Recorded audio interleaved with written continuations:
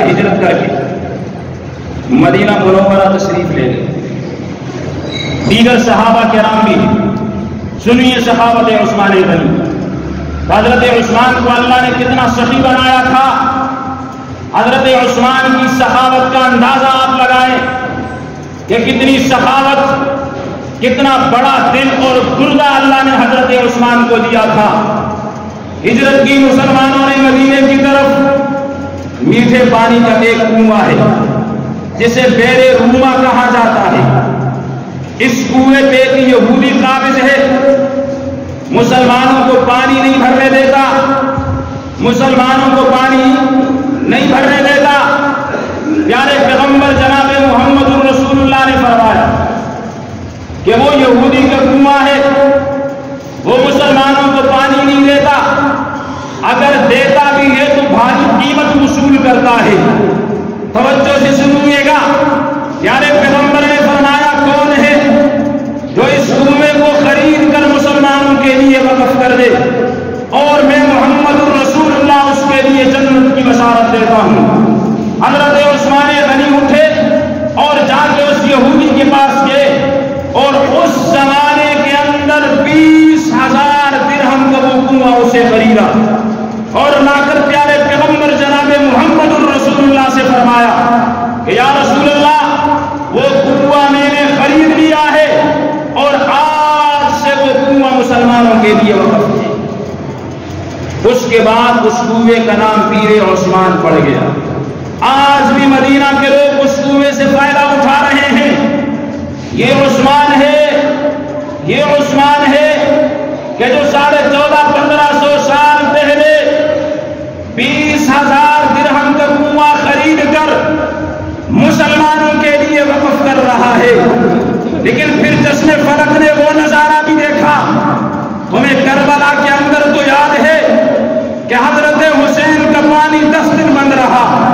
میں کہتا ہوں ظلم ہے، جبر ہے، زیادتی ہے، جس نے بھی کیا ہے وہ پکا جہنمی ہے۔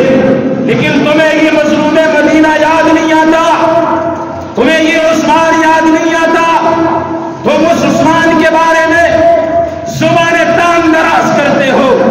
کربلا میں حسین کا پانی بند ہوا، مانتے ہیں کہ ظلم ہوا، لیکن اس عثمان کا کیا جرم تھا کہ جس نے 20,000 درہم کا کنواں خریدا، لیکن باغیوں نے جب دھاوا بولا تو 40 دن تک عثمان کا پانی بند رہا۔ اگر کربلا کے میدان میں 10 دن بند رہا ظلم ہے، تو خلیفہ ثالث دوہرے داماد رسول حضرت عثمان کا پانی جب 40 دن تک بند رہا، 40 دن تک روزہ رکھنے کے بعد جب ان کی شہادت ہوئی، تو ان کے ساتھ اس نے کیا، کیا وہ ظلم نہیں ہے؟ بول یار، اگر وہاں ظلم ہے یہاں کیوں نہیں ہے؟ وہاں تو حسین کے پاس اپنا کچھ نہیں تھا، یہاں حضرت عثمان نے 20,000 درہم کا خریدا تھا۔ آج کے دور سے اگر آپ حساب لگاتے ہیں نا، اس ایک کنویں کی قیمت تقریباً 60 لاکھ روپے بنتی ہے۔ کتنی بنتی ہے؟ 60 لاکھ روپے بنتی ہے۔ یہ حضرت عثمان تھا کہ جس کو اللہ نے مال دیا تھا، لیکن مال کے ساتھ اللہ نے دل بھی دیا تھا، جگر بھی دیا تھا۔ مال کا آ جانا بڑی بات نہیں ہے، اللہ کے راستے میں مال کا خرچ کرنا بڑی بات ہے۔ یہی حضرت عثمان ہے کہ سن 60 ہجری کے اندر پیارے پیغمبر جناب محمد الرسول اللہ نے فرمایا، مسجد نبوی چھوٹی سی فتوان میں نظر آ رہے ہیں، ایسے فتوان میں نظر آ رہے ہیں، من بہرحال نظر آ رہے ہیں، چھوٹی سی تھی مسجد نبوی۔ حضور نے فرمایا، بیٹھے ہیں، حضور نے اعلان کیا کہ یار یہ مسجد کے ساتھ پلاٹ پڑا ہوا ہے، میرا دل ہے کہ ہم اس پلاٹ کو خریدیں اور خرید کر اس کو مسجد کے اندر شامل کریں۔ حضرت عثمان غنی رضی اللہ تعالی عنہ نے پوچھا، یا رسول اللہ قیمت کیا ہے؟ مالک سے پوچھا جائے۔ پوچھا گیا کہ 10,000 درہم۔ کتنی قیمت ہے؟ بولو وہاں کی پراپرٹی ہم سے زیادہ مہنگی تھی اس زمانے. اب تو پتہ نہیں کیا ہو. حضرت عثمان غنی نے فرمایا یا رسول اللہ خرید لیجیے. 10,000 درہم وہیں پہ ادا کیے اور وہ پلاٹ. اچھا یہ جو کہتے ہیں نا کہ صدقہ جاریہ، یہ ہے صدقہ جاریہ. یہ کیا ہے؟ حضرت عثمان غنی چلے گئے، 1450-1500 سال ہو گئے، وہ کوئی نماز نہیں پڑھتے، لیکن مسلسل ان کے اعمال کے اندر نمازوں کا ثواب. حضرت عثمان غنی چلے گئے، لیکن آج بھی پیر عثمان سے جو بندہ پانی پیتا ہے تو حضرت عثمان غنی کو اس کا ثواب ملتا ہے. یہ ہے مال کا فائدہ کہ جب اللہ دیتا ہے پھر بندہ اللہ کے راستے میں خرچ کرتا ہے، اللہ رب العزت اس کو نقصان نہیں دیتے، دنیا کے اندر بھی ایک کے بدلے میں آگے زیادہ عطا کر دیتا ہے، اور آخرت کے اندر جو اجر ہے وہ تو بے مثل بے مثال ہے، اس کا تو ہم اندازہ بھی نہیں لگا سکتے. بہرحال حضرت عثمان غنی کی سخاوت صرف یہاں تک نہیں. حضرت عائشہ فرماتی ہیں کہ 4 دن ہو گئے. کتنے دن ہو گئے تھے؟ فرماتی ہے کہ 4 دن ہو گئے تھے ہمارے گھر کے اندر مسلسل فاقہ، ہمارے گھر کے اندر مسلسل فاقہ تھا. حضور نے 4 دنوں سے کچھ نہیں کھایا. حضرت عائشہ فرماتی ہیں میں بھی بھوکی تھی، ہمیں جو ایک ٹائم نہ ملے نا ہم شکوے شکایت شروع کر دیتے. وہ بھائی کچھ پانے کے لیے کچھ کھانا پڑتا ہے، مقام ایسے ہی نہیں مل جاتا، کچھ برداشت کرنا پڑتا ہے. حضرت عائشہ فرماتی کہ حضور نے فرمایا کہ عائشہ میں مسجد جا رہا ہوں. حضور ظہر کی نماز کے لیے اور جا کے اللہ سے دعا کی. سنیے کہ توجہ سے. جب واپس تشریف لائے حضور نے حضرت عائشہ سے پوچھا کہ کچھ کھانے کا آیا ہے کہ نہیں.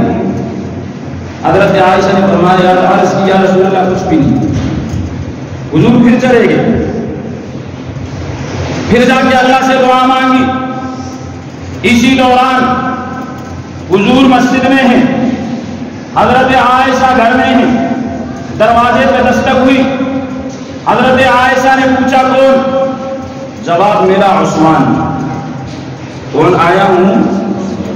عثمان. حضرت عثمان نے پوچھا ام المؤمنین ماں بتائیے حضور کدھر ہے؟ حضرت عائشہ کہتی ہے کہ میں نے حضرت عثمان سے سیدھی بات کر دی کہ 4 دن ہو گئے گھر میں فاقہ ہے، کھانے کو کچھ نہیں ہے. حضور مسجد میں اللہ سے مانگنے گئے. حضرت عثمان رونے لگے، فوراً وہاں سے واپس ہوئے، اپنے گھر گئے اور وہاں مکمل راشن لیا. سارا راشن لے کے حضرت عائشہ کے دروازے پہ دستک دی. سارا راشن حضرت عائشہ کو دیا. حضور مسجد میں ہیں، حضرت عائشہ نے کھانا تیار کیا. جب پیارے پیغمبر تشریف لائے، بہترین قسم کا کھانا بنا ہوا ہے. پیارے پیغمبر نے پوچھا عائشہ کہاں سے آیا ہے؟ حضرت عائشہ نے جواب دیا کہ یا رسول اللہ عثمان دے گیا ہے، کھانا بالکل تیار ہے، آپ کو 4 دن سے بھوک لگی ہے، 4 دنوں کا فاقہ ہے، کھانا دسترخوان پہ پڑا ہے، لیکن پیارے پیغمبر نے کھانے کو ہاتھ نہیں لگایا. فوراً دوبارہ مسجد کی طرف چلے گئے. حضرت عائشہ کہتی ہے میں نے باری میں سے دیکھا کہ پیارے پیغمبر مسجد میں گئے اور مسجد میں جا کے حضور نے یوں ہاتھ اٹھائے کہ یا اللہ میں عثمان سے راضی ہو گیا ہوں اور تجھ سے بھی دعا ہے کہ تو بھی عثمان سے راضی ہو جا. تو بھی عثمان سے کیا ہو جا. یہ عثمان ہے جو آج میرے اور آپ کے ملک کے اندر مظلوم بنا پھرتا ہے. یہ عثمان ہے جس کی رضا کا اعلان اللہ نے قرآن میں کیا. یہ عثمان ہے جس کی رضا کے لیے اللہ کے محبوب پیغمبر اپنے ہاتھوں کو اٹھاتے ہیں. اور صرف حضرت عثمان غنی کی سخاوت یہاں تک نہیں، آپ اگر آگے چلتے سن 9 ہجری، کون سی ہجری ہے؟ سن 9 ہجری،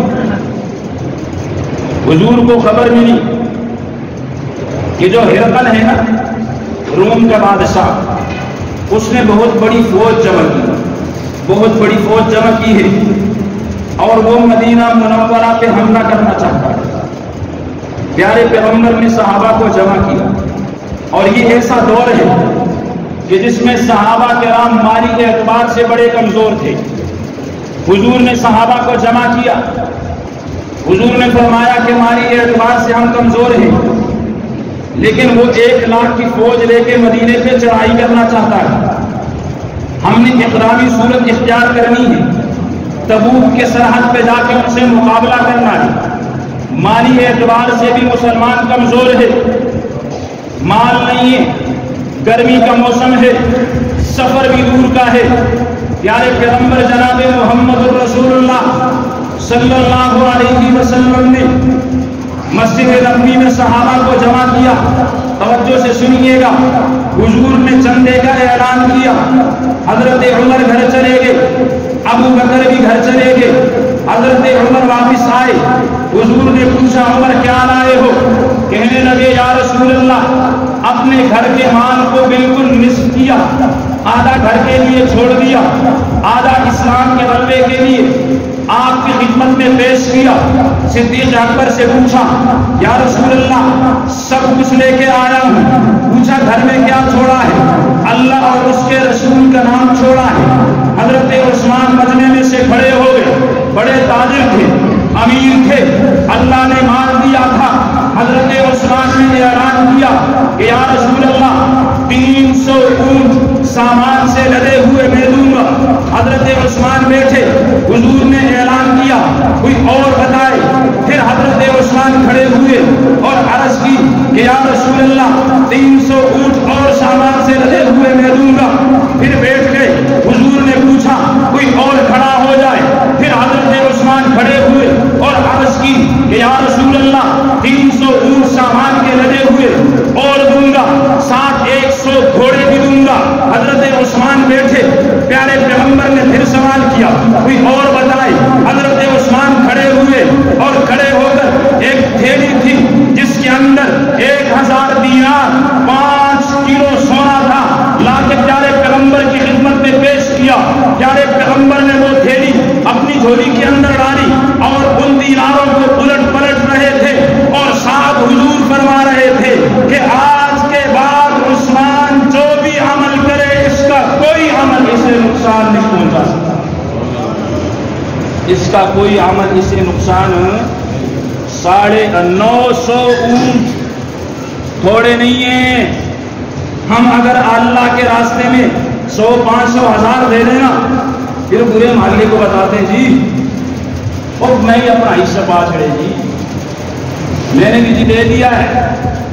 900 اونٹ سامان سے لگے ہوئے تھوڑے نہیں ہیں، 905 کلو سونا، یہ دے کر بھی عثمان سخاوت کی اعلیٰ مثال قائم